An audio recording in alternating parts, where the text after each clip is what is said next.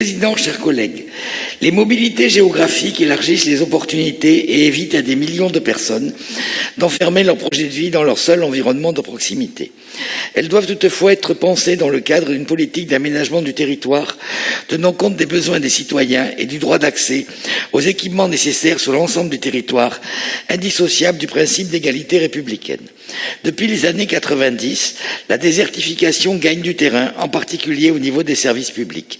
Cette tendance doit être inversée pour revenir à une organisation rééquilibrée du territoire.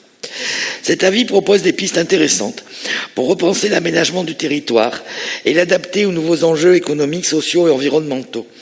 Il faut donc mieux cerner les évolutions des dynamiques territoriales et partir des besoins des habitants pour penser l'action publique. Ils doivent donc être intégrés dans la réflexion et la conception des dispositifs.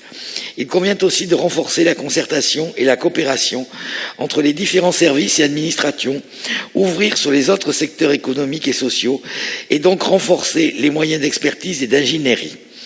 Le groupe FO est par contre en désaccord avec le dispositif VTA, car il considère que ce n'est pas ainsi que les difficultés des petites collectivités seront résolues. Elles ont besoin de recrutement sur des emplois stables.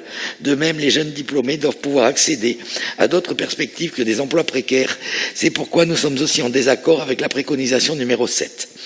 Il faut mettre fin aux politiques publiques qui vident les territoires des services publics et équipements nécessaires et cesser d'enfermer l'action publique dans une vision de court terme axée principalement sur des considérations financières.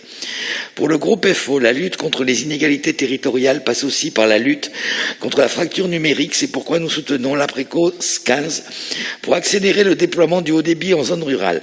Malgré les quelques réserves exprimées, le groupe FO votera l'avis.